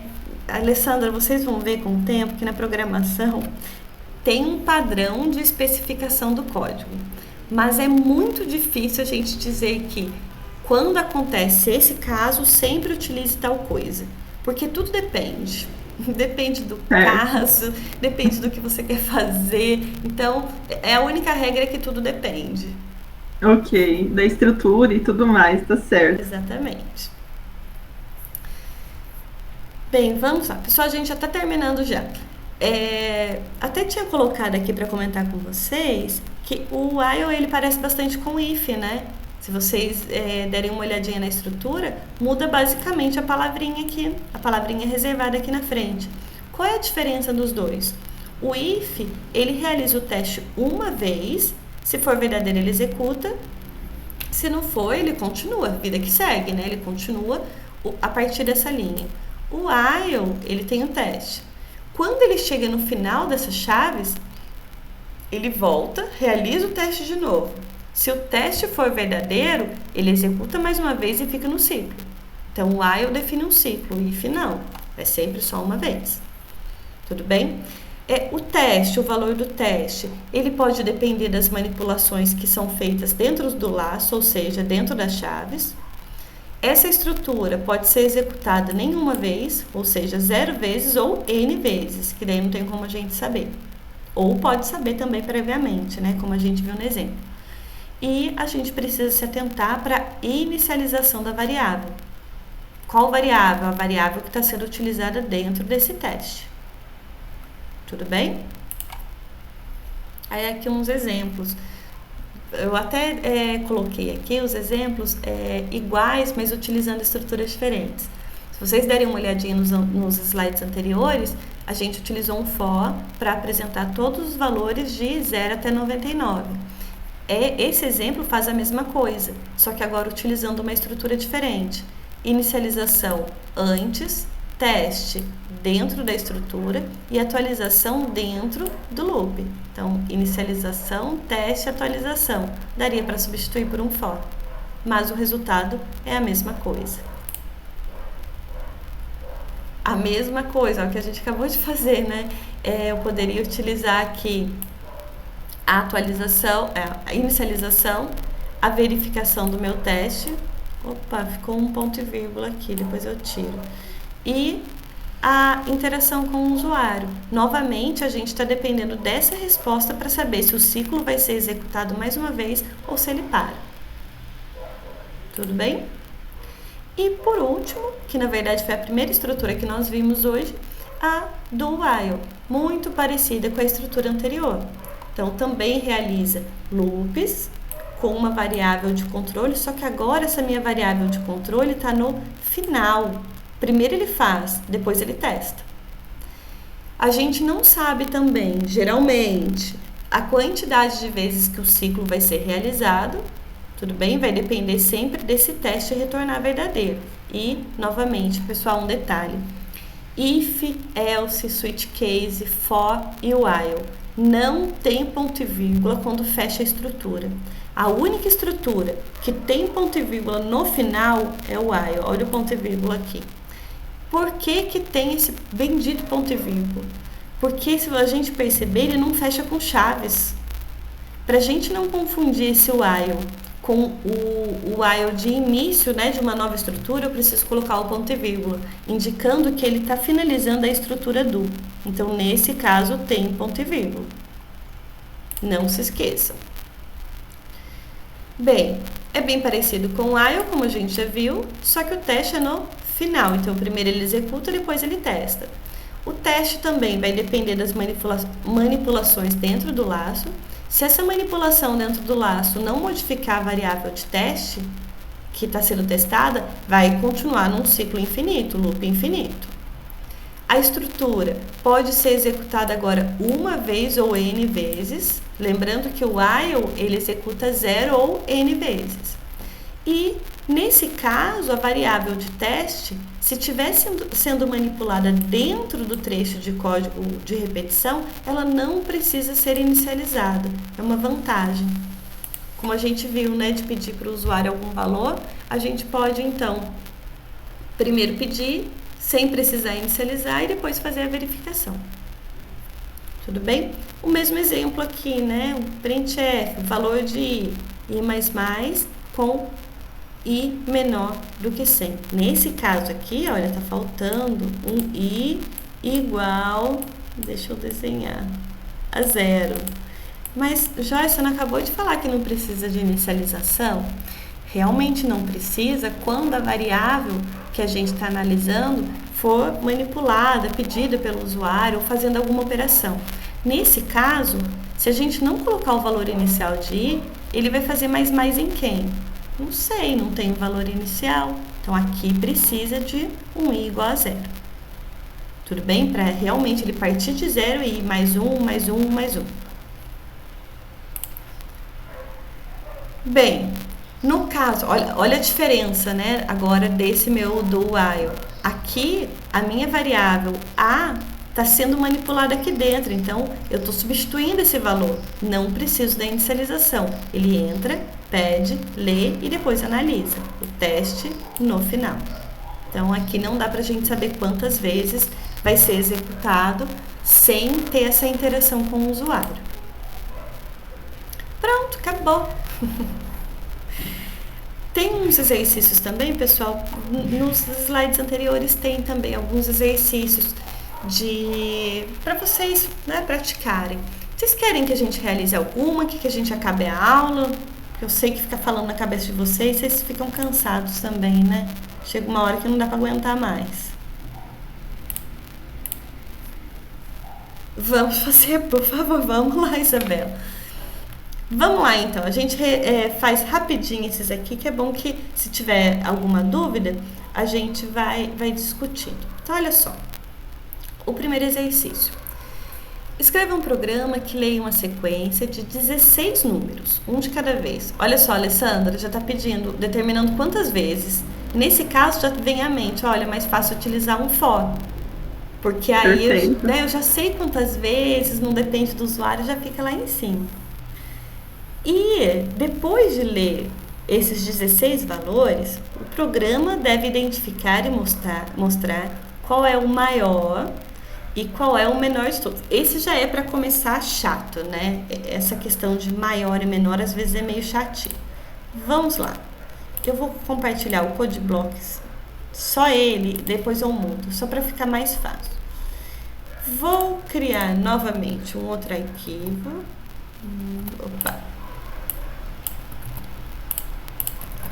Deixa eu só salvar e vou colocar aqui a aula 3 do 12 e o exercício 1.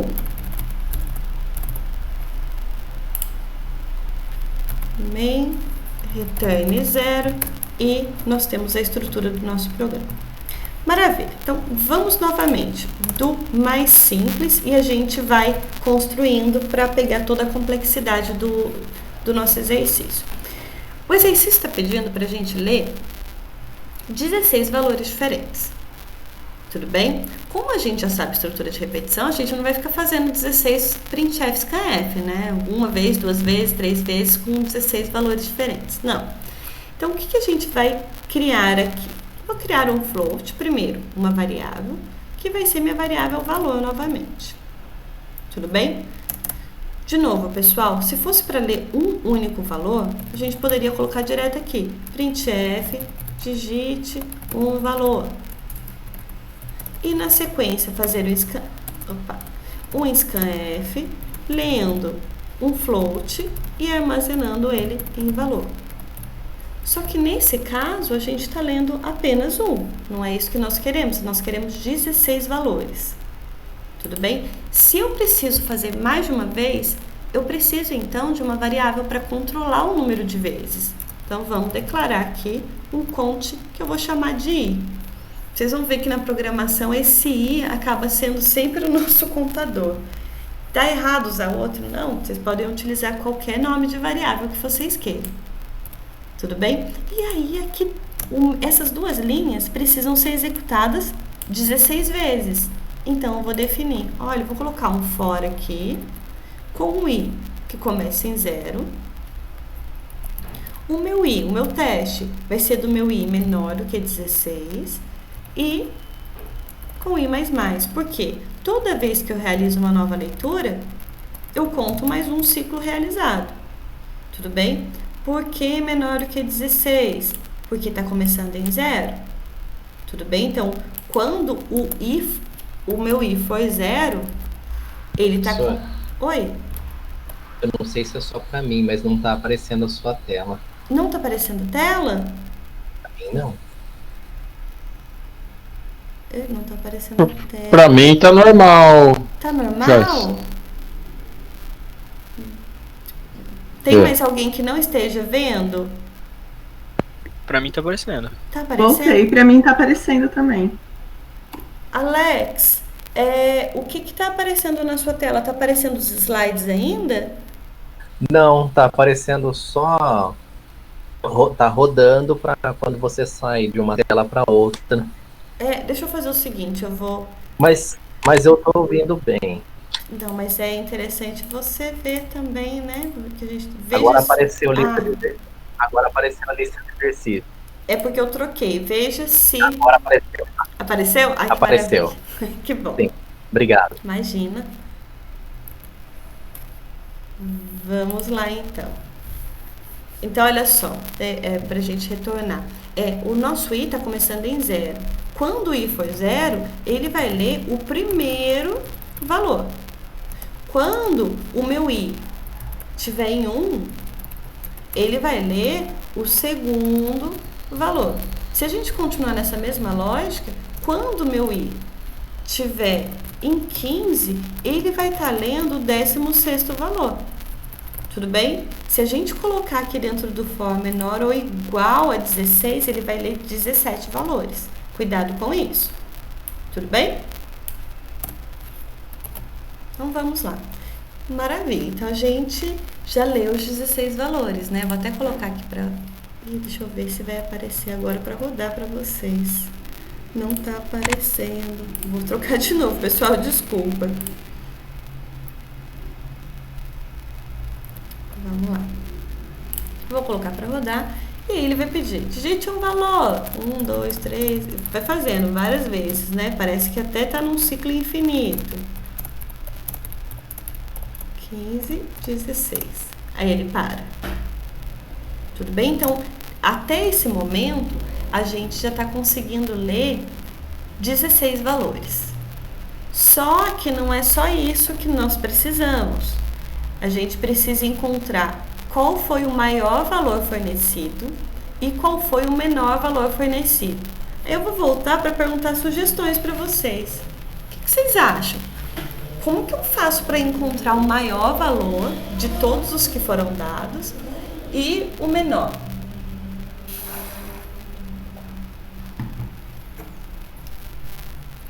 Senta e chora, né? Não sei o que fazer agora. Vamos analisar. E esse é um problema que a gente acaba encontrando bastante. Mas vamos lá. Olha só, pessoal. Eu vou só escrevendo aqui para a gente ir analisando juntos. Quando o meu i é 0, eu estou pedindo o primeiro valor, né? Então, quando eu tenho o primeiro valor, sei lá, o valor é 4. Até esse momento, qual é o maior valor? Vamos analisar primeiro o maior e depois a gente vai para o menor, tudo bem? Fazer uma coisa de cada vez para ficar mais fácil. Se eu tenho só o primeiro valor, quem é o maior valor dado até agora? É o 4, né? Porque só tem ele. Então, quando eu tenho o primeiro valor, o maior valor é 4. Opa, é 4. Beleza? Daí a gente foi para a segunda vez do ciclo. Segundo valor. Vamos supor que o valor é 2. Quem que é o maior valor até agora? Entre 4 e 2 continua sendo 4. Beleza? Aí a gente vai para a terceira vez. 17. Quem é o maior valor até agora? Então, entre 4, 2, vai ser 17. Tudo bem? Se eu for agora para o quarto valor, igual a 1, quem é o maior valor? O maior valor é 17 ainda. Vou para o quinto valor. A gente já para e já conversa sobre isso. Vai ser 32. Quem é o maior valor agora? O maior é 32. Tudo bem? A gente pensando com o nosso raciocínio, eu poderia ir analisando aqui, né? Todos e olhar, é o 32. A gente faz isso muito rápido. Nosso cérebro faz muito rápido. Mas analisando passo a passo, quando a gente tem um valor só, Ou seja, quando o primeiro valor foi fornecido, vai ser ele mesmo que vai ser o maior. Tudo bem? Quando eu tenho o primeiro e o segundo, o que eu vou analisar? Eu vou analisar se o segundo valor, ou seja, o novo valor que foi fornecido, tem um valor maior do que quem eu acho que é o maior até então. Aí eu verifico. O 4, que eu achava que era o maior, é menor do que 2? Não. Então, continua sendo o maior valor 4. Tudo bem? Quando eu tenho o terceiro valor, então o terceiro valor é igual a 17. Eu preciso analisar o 2 de novo? Não preciso, porque ele já foi descartado. Então, qual é a análise que eu vou fazer aqui? Eu vou verificar. Nesse segundo passo, eu já sabia que o maior até então era o 4. O maior, o valor que está em maior, é menor do que o terceiro valor que foi dado? É. Quando acontece de o novo valor de entrada, de ser maior do que o que eu tinha até então, eu preciso atualizar. Tudo bem? Olha o que acontece no próximo passo. Até então, eu tenho que o maior valor é 17. E eu dei um novo valor que é 1. O maior valor até então é menor do que o valor que foi dado? Não. Aí eu não faço nada, eu continuo com o meu valor 17. Tudo bem? Aí vem a questão, meu Deus, mas como é que eu escrevo isso? Então, prestem atenção para vocês verem se dá para entender. Se não der, a gente discute de novo, porque esse, de uma primeira vez, ele é meio chatinho. Olha o que eu vou fazer aqui. Eu tenho um float valor, que é o que eu estou lendo, os novos valores, e eu vou criar uma outra variável que eu vou chamar de maior valor. Tudo bem? Então, maior valor. O que vai acontecer dentro do meu for? Eu vou fazer o seguinte, eu vou falar, olha, se o meu i for igual a 0, significa que é a primeira vez que ele está fazendo o ciclo, certo? E se for a primeira vez, significa que eu só tenho um valor. Então, eu já vou falar direto, olha, o maior valor recebe o valor que foi lido. Tudo bem? Deixa eu voltar para ver se vocês têm. Tá. Se tiverem alguma dúvida, por favor, pare. Mas e se não for? Ou seja, e se o i não for 0? Se for a segunda vez, ou a terceira vez, ou a quarta vez, a quinta vez, até a 16ª vez. Aí eu preciso fazer uma análise entre o valor que foi fornecido e o valor que está armazenado dentro do maior valor. Então, como que eu vou escrever isso? Olha, se não for a primeira vez, ou seja, se o i não for 0, eu vou verificar se, olha um monte de if dentro do for, se o valor que eu acabei de ler for maior do que o valor que está armazenado na minha variável maior valor, eu preciso substituir. Porque se isso aqui retornar verdadeiro, significa que quem tem o maior é o valor e não o maior valor. Tudo bem? Aí eu vou colocar aqui maior valor, recebe valor. Tudo bem? Tudo certo. Então tá bom. Eu vou fazer o seguinte, pessoal. Antes aqui do meu printf, eu vou colocar um outro printf, só pra gente ver o que está acontecendo.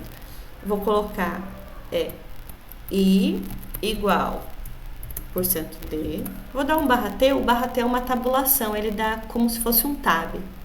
Tudo bem? I igual a 0, /t, valor igual, vai ser 1%f, né? Porque ele é um float. De novo um /t e vou colocar o maior valor. Maior valor igual a %.2f e depois um /i. Então, primeiro eu estou apresentando o i, né? Que é esse primeiro %d. Depois, o float é o valor e depois é o maior valor. Vocês vão ver que a primeira vez ele vai ficar com um valor meio doido.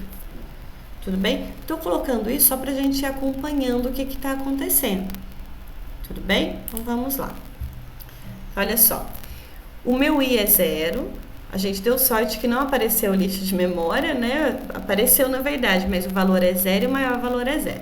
Então, digite um valor. Vou digitar o valor 5. Olha o que aconteceu. Teve atualização desses valores no ciclo, então o valor foi para 5, que foi o que a gente leu. O maior valor foi para 5, porque era o primeiro, e o i foi para 1. Tudo bem? Vou colocar o valor 2. Olha o que está acontecendo. O meu i, que está controlando o for, foi para 2. O valor é o valor que a gente leu, 2, né? Foi substituído. E o maior valor continua em 5. Por quê? Quando o meu maior valor estava em 5, que foi no meu i igual a 1, e eu entrei com o valor 2, ele fez a verificação. Valor é maior do que maior valor? 2 é maior do que 5? Não, não faz nada. Vamos ver o que vai acontecer agora se eu digitar, por exemplo, 8. Então, olha só, o meu maior valor é 5 e eu estou entrando com o valor 8. O meu i foi para 3, que é o próximo ciclo. O valor é igual a 8, foi substituído pelo valor que eu acabei de ler. E o maior valor foi substituído, porque agora sim ele entrou nesse if. Valor que é 8 é maior do que o maior valor que era 5? Verdadeiro? O maior valor recebe o valor 8. Tudo bem? E aí ele vai continuar no mesmo processo. Então, se for 1, o 8 vai continuar. Se for 50, vai ser substituído. Se for, vou colocar na sequência, 79, foi substituído de novo. Vou colocar um 4, continua sendo 79. Então, a gente pode ir colocando quaisquer valores. Olha, enquanto o valor for menor, ele continua sendo o mesmo. Vou dar um 123, foi substituído agora. Qualquer valor. Tudo bem? E olha só no final, a gente não mostrou, né? Digite um valor 234, que tá faltando só a gente apresentar o resultado. Deixa eu ver se vocês têm dúvida. Tá todo mundo quietinho. Se tiver dúvida, por favor, me fale. Para a gente finalizar só essa parte do maior valor, depois que eu saio do ciclo, eu preciso apresentar o resultado. Printf, maior valor fornecido é igual %.2f e eu vou colocar o meu maior valor. Deixa eu dar um /n ali também, para não ficar esquisito. Tudo bem? Pessoal, só para a gente facilitar o teste, eu vou diminuir aqui para 6. Tudo bem? A lógica é a mesma coisa, só que ao invés de 16 entradas, eu vou dar só 6, só para a gente testar. Então, vamos lá. Digite o valor 1, depois 5, foi para 5, 90, 34, 23 e, sei lá, 43. O maior valor foi 90. Tudo bem? E tá faltando agora uma lógica parecida, só que agora para a gente encontrar um menor valor.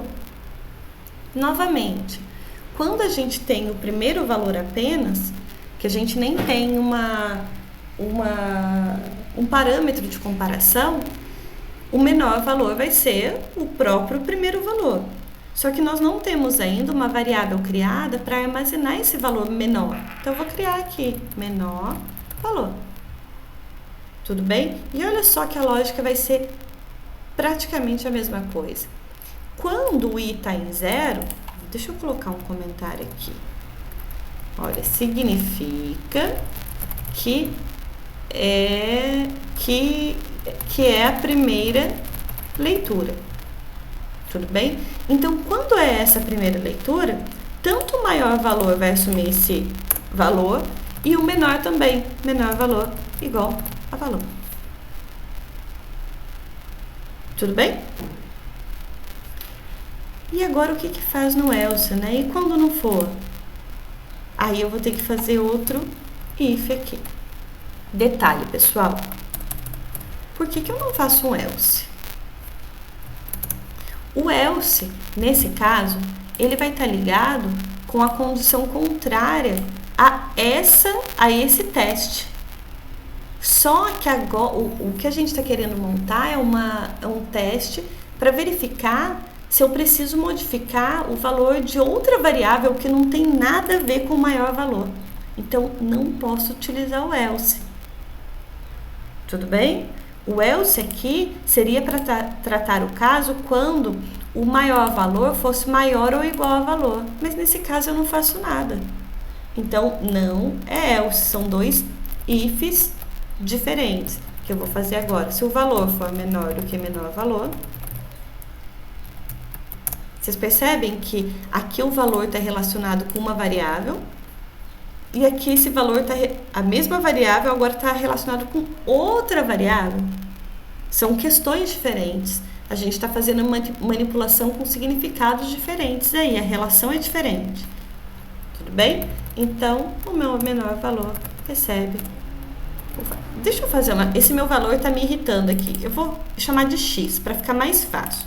Porque tá muito valor, pode ficar confuso. O x é o valor que a gente está lendo. Acho que fica mais fácil para identificar aqui. Então, olha só. O x é o valor lido do usuário. Quando o i é 0, significa que é a primeira leitura. Aí o maior valor recebe x, menor valor recebe x. Porque só tem esse valor por enquanto. Se não for o primeiro valor lido, se não for o primeiro x lido, aí a gente verifica. O valor que a gente acabou de ler, que é x, está armazenado em x, tem um valor maior do que o que está armazenado nessa variável maior valor? E, se for verdadeira, eu substituo. Beleza. Mas e se o x tiver um valor armazenado que for menor do que esse menor valor? Aí eu substituo. Tudo bem? E, para finalizar, a gente precisa colocar um printf indicando qual foi o menor valor fornecido. Também vou colocar com 2 casas decimais, /n, e agora é o menor valor. Detalhe, pessoal, se a gente tivesse colocado esse printf dentro do for, aqui, antes desse fecha-chaves, toda vez que ele fosse executando essa interação, né, de ler o valor, ler um novo valor fornecido pelo usuário, ele já ia fornecendo o resultado. Para a gente deixar o resultado apenas uma vez no final, tem que ser fora do for. Por quê? Porque eu leio os 16 valores, analiso os 16 valores e no final eu apresento o resultado. Tudo bem? Deixa eu... O que tá faltando aqui? Só dar uma olhadinha o que ele tá dando de erro. Ah, não. Opa, ó o valor aqui. É x. Eu mudei de nome. Pronto, olha só. O meu i é 0. Olha o valor, mudou para menos 0 até. Bem lixo de memória ali. E maior valor... Ah, faltou um menor, né?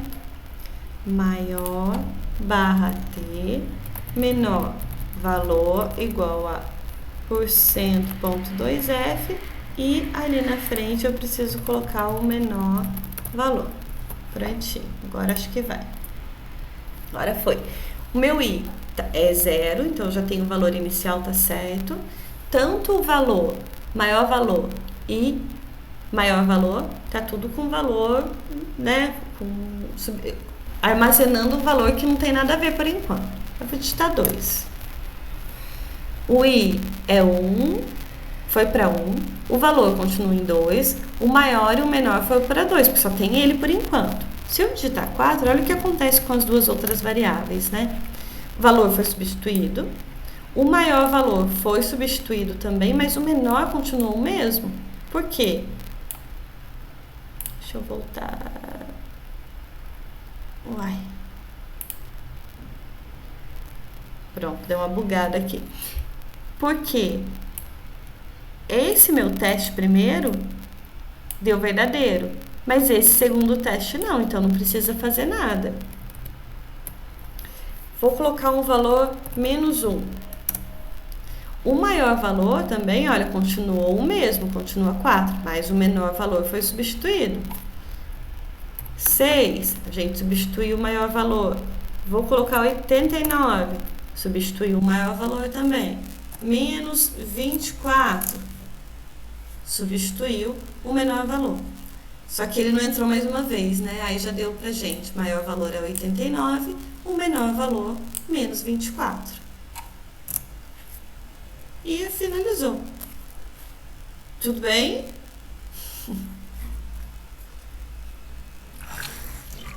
Dúvidas, pessoal, até aqui? Tudo certo, maravilha. Podemos fazer só mais um?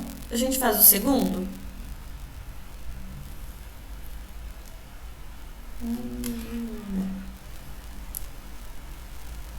Juro que a gente acaba, pessoal. Só mais um. O segundo. Desculpa, Alex, pode falar, por favor. Não, vamos fazer sim, professor. Maravilha.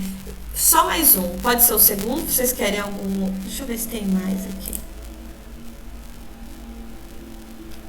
Tem o das voltas também. Mas o das voltas eu vou até deixar para vocês fazerem, porque é bem parecido com o que a gente fez, que a gente acabou de fazer. Pode ser o segundo mesmo?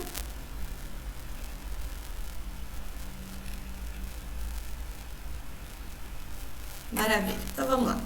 Olha só, o próximo.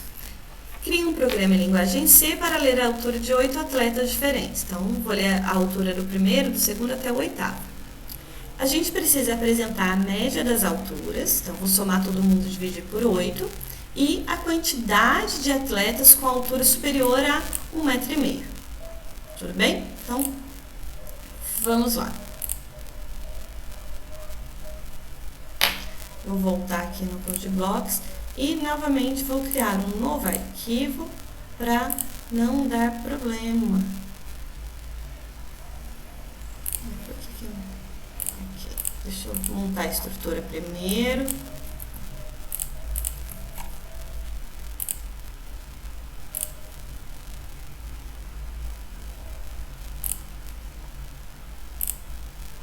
Isso aqui que deu de pepino.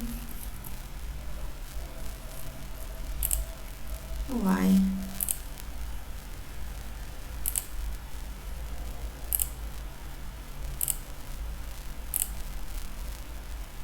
Deu algum problema no meu CodeBlocks aqui que tá dando um pepininho. Vamos lá. Vou fazer o seguinte. Eu vou apagar esse daqui.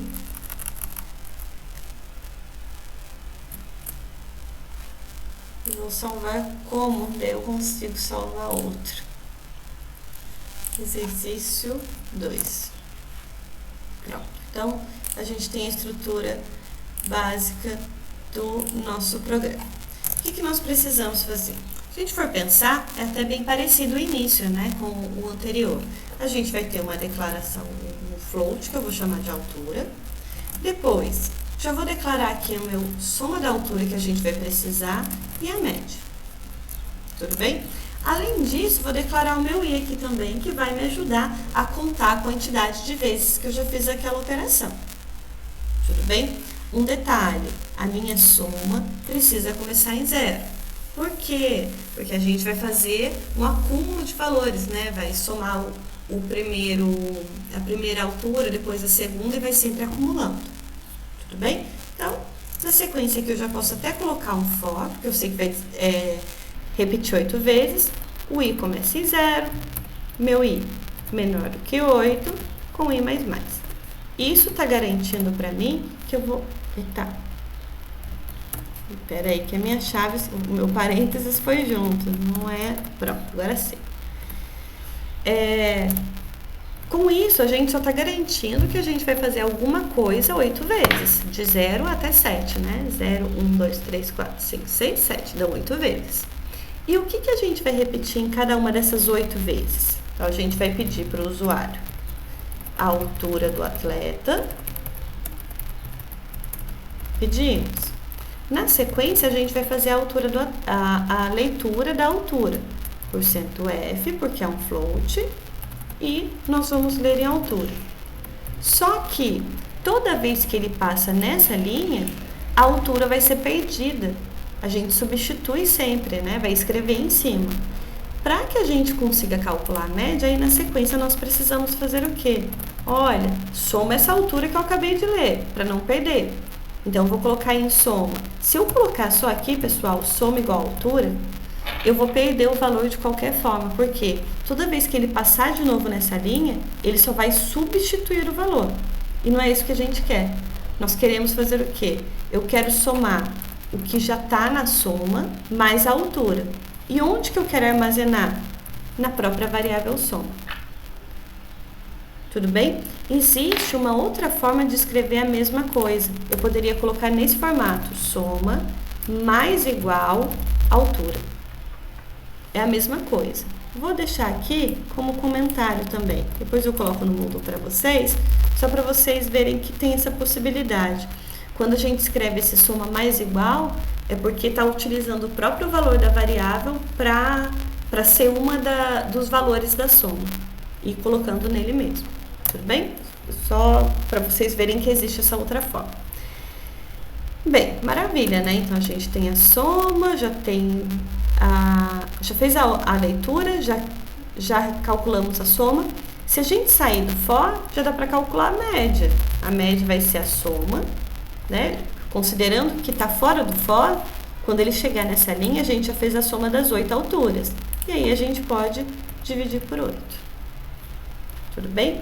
Posso até já colocar, olha, printf a média das alturas é igual por cento. Vou colocar 1.2f de novo, para não ficar feio. E média. Barra N também, para não ficar esquisito. Tudo bem? Então, vamos ver se deu certo, né? Altura do atleta 1, 1.2, 1.3, 1.4, 1.5, 1.1, 1.6, 1.7, 1.8. E a minha média deu 1.45. Acredito que seja isso mesmo. Daqui a pouco eu somo pra gente ver. Tudo bem? Só que tá faltando um segundo detalhe, né? O exercício está pedindo para calcular a média e para calcular também a quantidade de atletas que tem altura superior. Ixi, minha cabeça falhou agora. Deixa eu ver aqui, não lembro. A altura superior a 1,5 m, isso mesmo. Então, todo mundo que tem mais de 1,5 m, eu preciso contar e depois apresentar. Tudo bem? Olha só que agora o problema é um pouquinho diferente, né? Eu conto quantos atletas eu encontrei com essa característica. Para a gente fazer essa contagem, antes de mais nada, eu preciso criar uma variável. Como a gente vai contar, não tem meio atleta, né? Ou ele é mais alto do que 1,5 m ou não, eu vou criar como inteiro. E eu vou chamar aqui de quantidade de atletas. Tudo bem? Nesse caso também, assim como a soma, eu preciso inicializar em 0.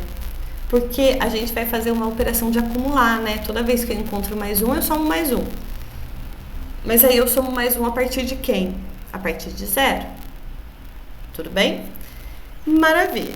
Então, eu tenho for, estou fazendo a leitura da altura e a soma. Aí, pessoal, o local onde eu coloco pode ser um if aqui embaixo dessa soma, ou pode ser aqui depois do altura. Qual é a única restrição? Como a gente está analisando o valor da altura, precisa ser depois do scanf. Tudo bem? Eu vou colocar aqui embaixo. E o que a gente vai colocar? Eu preciso analisar se eu acabei de encontrar um atleta com aquela característica. Então, eu preciso verificar se o quê? Se o atleta é mais alto do que a altura que eu especifiquei. Então, se a altura que eu acabei de ler for maior do que quanto? Do que 1,5 que eu estou procurando. Cuidado que não vai colocar 1.5 m. Tudo bem? Isso não representa um valor. Se for maior do que 1.5, vocês concordam comigo que toda vez que ele verificar esse if e der verdadeiro, eu acabei de encontrar um atleta que tem a característica que eu estou procurando? Aí o que eu vou fazer? Quantidade de atletas mais. Pronto. Ou ainda, quantidade de atletas igual a quantidade de atletas mais 1. É a mesma coisa. Tudo bem? O que a gente está fazendo? Utilizando lá a quantidade de atletas, fazendo uma operação com mais uma unidade e o resultado armazenando dentro de quantidade de atletas mesmo. Tudo bem? Lembrando que quando a gente tem uma operação de atribuição com alguma operação aritmética, essa parte é feita primeiro, a parte que está feita no igual, depois do igual. Depois que ele encontra esse valor, aí ele verifica onde vai ser armazenado. Então, faço a operação e depois armazeno na variável. Por isso que a gente pode utilizar a mesma. E finalizou. E meu CodeBlock está dando umas bugadinhas aqui. Printf e vou colocar quantidade de atletas com altura superior a 1.5 igual, nesse caso é um inteiro, vou colocar um /n e eu apresento o valor da variável quantidade de atletas. Vamos colocar para rodar. 1.1, 1.2, 1.6, 1.7, 1.4, 1.8, 1.65 e 1.78. A média das alturas, 1.53. Deixa eu fazer a conta aqui. Só um minutinho para ver se está certo.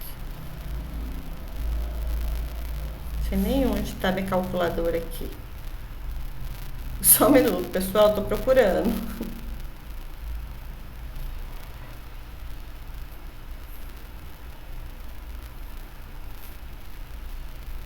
Então, vamos lá, 1.1,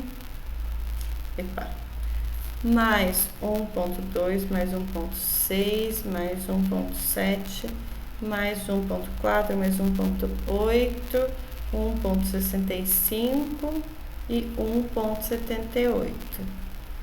Dividido por 8, exatamente, na verdade ele fez um arredondamento, porque a gente pediu só com 2 casas decimais, deu 1. Exato. Obrigada, é isso que eu Alessandra. acabei de somar, deu 1.52, 875. Isso mesmo, então tá certinho, né? Obrigada, Alessandra. Eu tô perdida Imagina. aqui, o meu celular caiu no chão, na água, e aí eu tive que pegar outras pressas, eu não tô acostumada ainda, mas deu certo. Tranquilo. E faltou a gente analisar se o outro resultado estava certo também, né?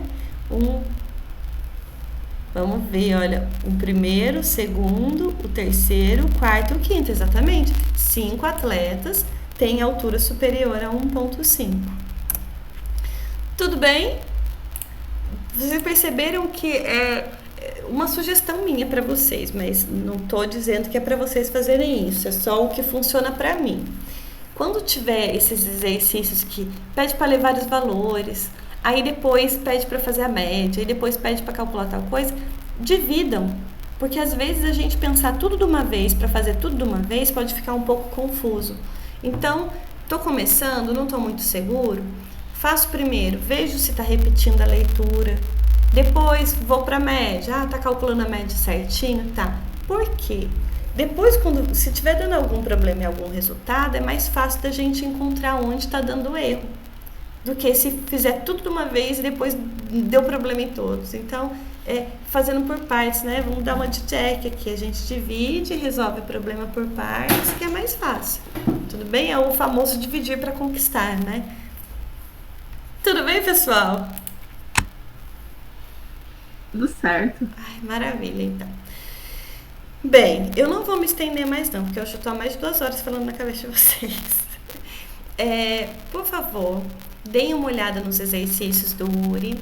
Se tiverem problema, pessoal, pode entrar em contato com a gente. Tem os horários de atendimento. Hoje eu acabei nem entrando porque era antes da nossa aula a gente teve uma reunião.